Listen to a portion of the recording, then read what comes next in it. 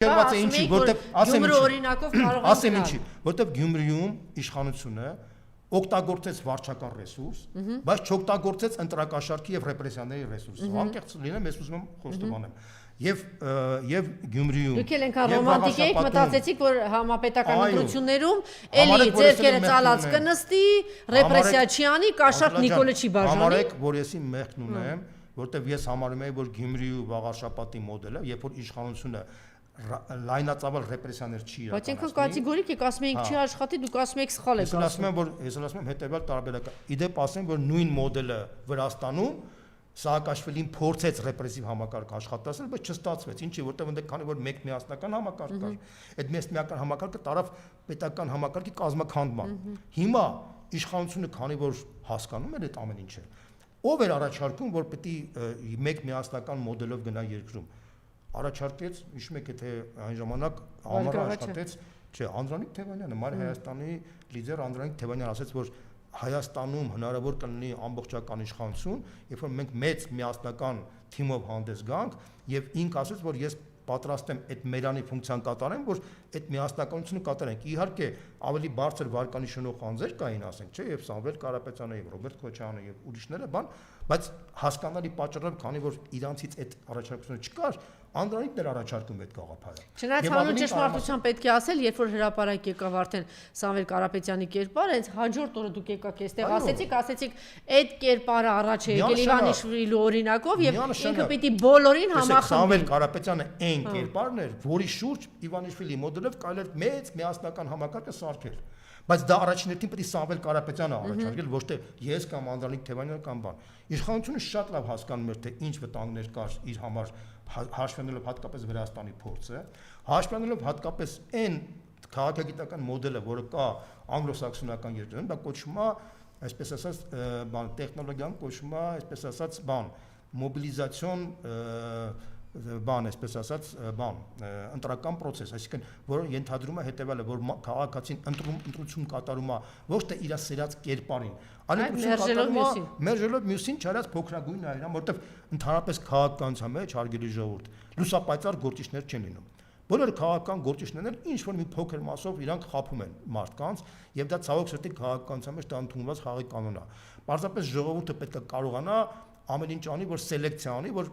մաքսիմալ քիչ խապտվի քաղաքական գործիչներին։ Ես ասում եմ դասագրքային ճշմարտություններ, որը միգուցե իրավի չարժի ասել, բայց դա իրականությունն է։ Այսինքն ուզում ասեմ, որ չկան լուսապայծառ գործիչներ, որի հետևից կարելի է գնալ, չկա այդպիսի բան։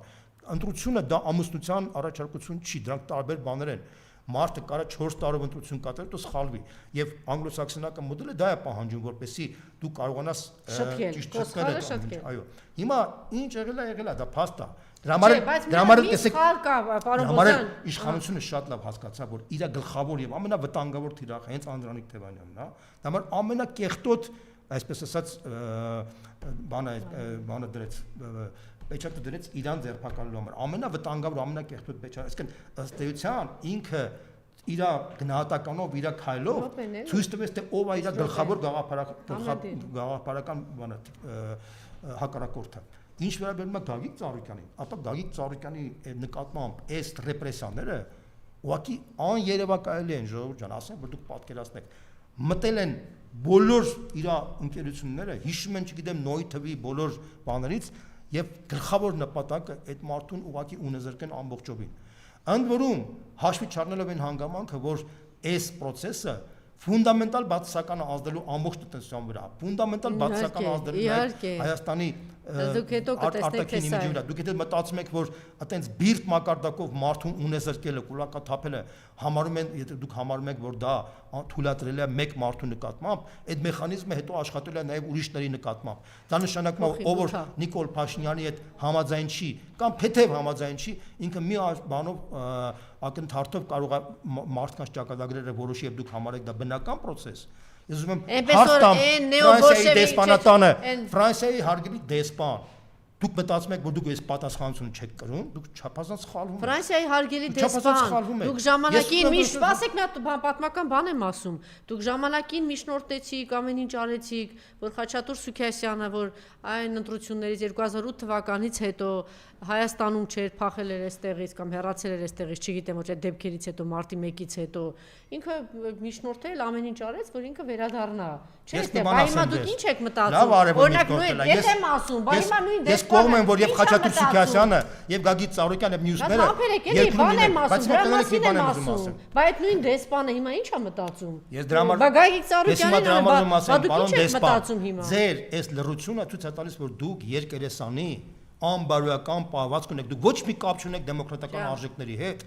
եւ դա արդեն ձեր ճակատին դաջվել է դա։ Եվ մենք այդ դաջելու ենք նաեւ ամբողջ Ֆրանսիայի ժողովրդի մոտ ցույց տալու, որ դուք եւ ձեր իշխանությունը ոչ մի կապ չունեք եվրոպական արժեքների հետ, դեմոկրատական արժեքների հետ, եւ ամոթ ձեզ, որ դուք հանուն ձեր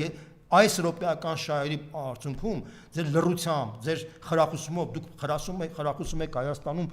ֆաշիստական ռեժիմ, մի ռեժիմ, որ դուք ժամանակին ունեցել եք Պետենի ռեժիմը։ Դա իրանց չէ տակշում, անժելա, իրանց չէ տակշում, իրանց հետաքրքիր է, որ Հայաստանը դառնա մանրադրամ Ռուսաստանի դեմ։ Դա դուք ժամանակին ունեցել եք Պետենի ռեժիմը, իրան դրանից դեռ դե չեն ֆակտո ազատագրվել։ ձեր ղեկավարը փաստացի մնում է Պետենի իր ժառանգորդն է գաղափարական իմաստով, այլ ոչ թե Շարլ դե Գոլի։ Դուք կապ չունեք Շարլ դե Գոլի հետ, դուք կապ չունեք Շարլ Նազավուրի հետ, դուք կապ չունեք Ֆրանսիայի այն մեծերի հետ, դուք կապ չունեք ֆրանսիական հեղափոխության արժեքների հետ։ Դուք փաստացի կապ ունեք բացարձակապես Վիշի իշխանության ժառանգորդն եք, այդ Վիշի իշխանության կոնցեպտով եք շարժվում եւ դուք այլևս ոչ մեկին չեք կարող համոզել հակառակի մեջ։ Ձեր պահվածքը հենց դա է ցույց տալիս։